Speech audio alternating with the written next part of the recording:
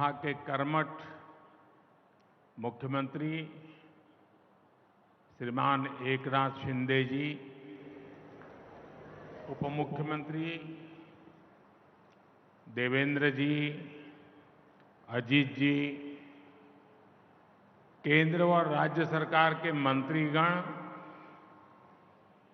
सांसदगण, विधायकगण और विशाल संख्या में हम सबको आशीर्वाद देने के लिए आए हुए मेरे परिवारजन, शिर्डीच्या या पावन भूमीला माझे कोटी कोटी नमन। 5 वर्षापूर्वी या पवित्र मंदिराला 100 वर्ष पूर्ण झालेले होते।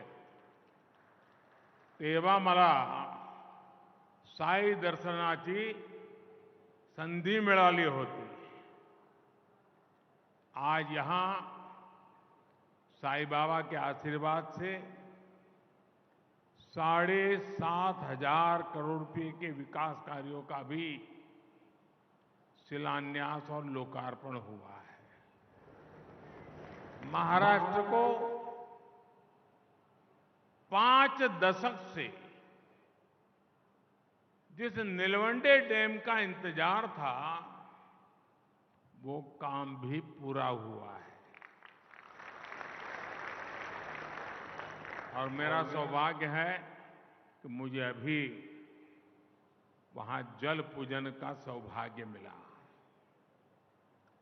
आज मंदिर से जुड़े जिन प्रोजेक्ट्स का लोकार्पण हुआ है,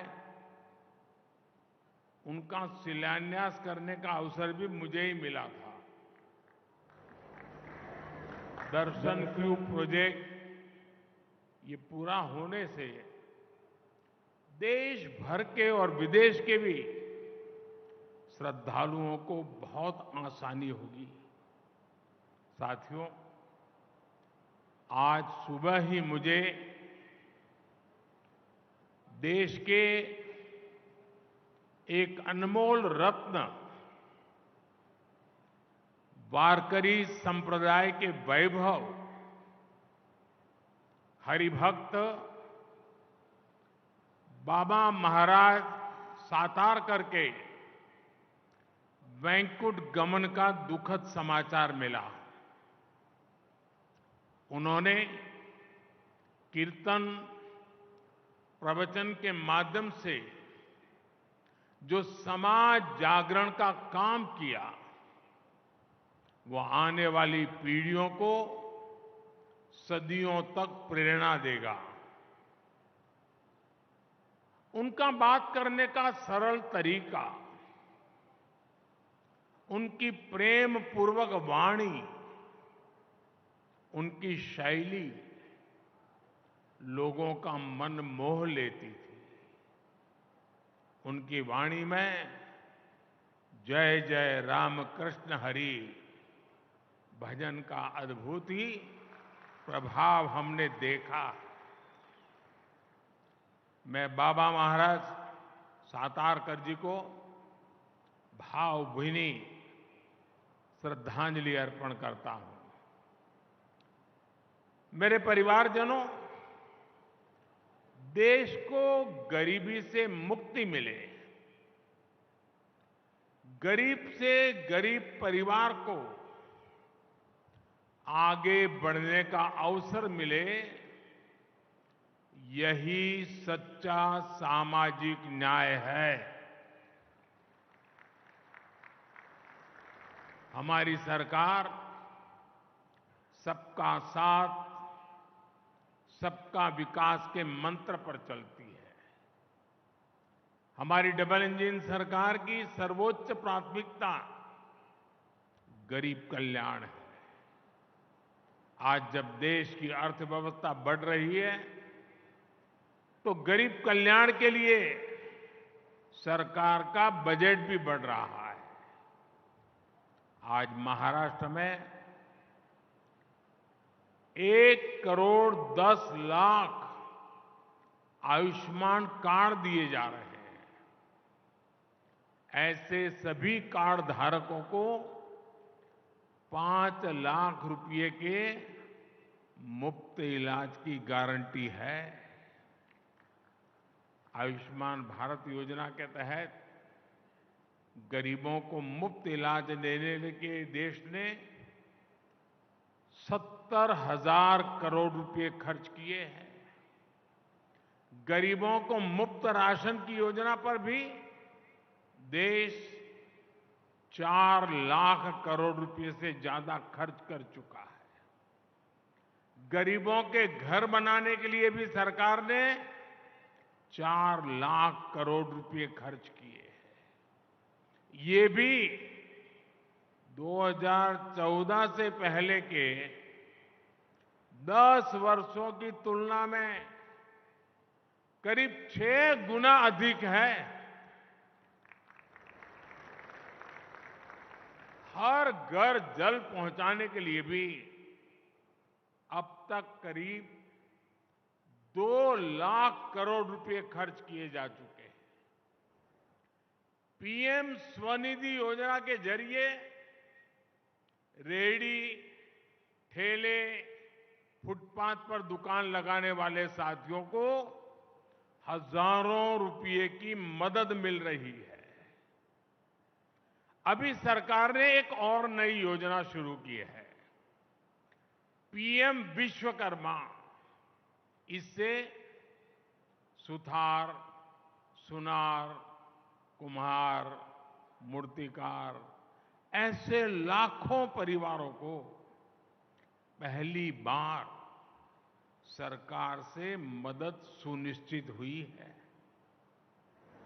इस योजना पर भी 13,000 करोड़ रुपए से ज्यादा खर्च किए जा रहे हैं। अभी मैं सारे इतने आंकड़े बता रहा हूं, लाखों करोड़ों के आंकड़े बता रहा हूं।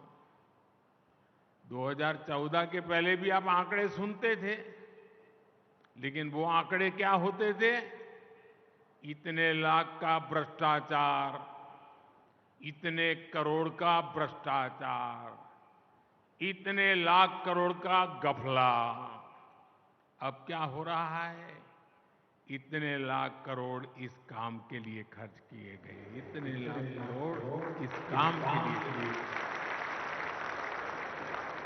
मेरे परिवारजनों, आज के कार्यक्रम में बड़ी संख्या में हमारे शेतकरी साथी भी मौजूद हैं। मैं सबसे पहले उन बालिकाओं को बहुत बहुत अभिनंदन करता हूं, जिन्होंने अभी हमारे सामने हमारे शेतकरी समाज को संदेश देने के लिए धरती कहे पुकार का एक बहुत अच्छी नाटिका प्रस्तुत की। आप जरूर उसमें से संदेश लेकर के जाएंगे। मैं उन सभी बेटियों को बहुत बहुत बधाई देता हूं।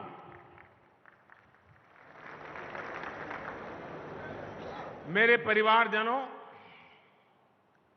पहले किसानों की सूद कोई नहीं लेता था। हमने पीएम किसान सम्मान निधि इन मेरे शेतकरी भाई बहनों के लिए शुरू की। इसकी मदद से देश भर के करोड़ों छोटे किसानों को 2,60,000 करोड़ रुपए दिए गए हैं। यहां महाराष्ट्र के छोटे किसानों के बैंक खातों में भी सीधे 26,000 करोड़ रुपए ट्रांसफर हुए हैं। मुझे इस बात की खुशी है कि महाराष्ट्र सरकार ने नमो शेतकरी महासम्मान निधि योजना शुरू की है। इसके तहत महाराष्ट्र के शेतकरी परिवारों को 6,000 रुपए और अतिरिक्त दिए जाएंगे। यानी अब यहां के छोटे किसानों को सम्मान निधि के 12,000 रुपया मिलेंगे। मेरे परिवारजनों, किसानों के नाम पर वोट की राजनीति करने वालों ने आपको बूंद बूंद पानी के लिए तरसाया है। आज नीलवंडे परियोजना पर जल पूजा हुई है। इसको 1970 में स्वीकृति मिली थी। 1970 में। सोचिए, ये परियोजना 5 दशक से लटकी हुई थी। जब हमारी सरकार आई तब इस पर तेजी से काम हुआ। अब लेफ्ट बैंक कैनाल से लोगों को पानी मिलना शुरू है और जल्द ही राइट बैंक कैनाल भी शुरू होने वाली है। राज्य के सूखा प्रभावित क्षेत्रों के लिए बलिराजा जल संजीवनी योजना भी वरदान सिद्ध हो रही है। दशकों से लटकी महाराष्ट्र की 26 और सिंचाई परियोजनाओं को केंद्र सरकार पूरा कराने में जुटी है। इसका बहुत बड़ा लाभ हमारे किसानों को होगा, सूखाग्रस्त क्षेत्रों को होगा। लेकिन जब आज इस डैम से पानी मिलना शुरू हुआ है, मेरे सभी किसान भाई बहनों को मेरी एक प्रार्थना है। ये पानी परमात्मा का प्रसाद है। एक बूंद भी पानी बर्बाद नहीं होना चाहिए। पर ड्रॉप मोर क्रॉप। जितनी भी आधुनिक टेक्नोलॉजी है, उसका हमने उपयोग करना चाहिए। मेरे परिवारजनों, हम सच्ची नियत से किसान के सशक्तिकरण में जुटे हैं।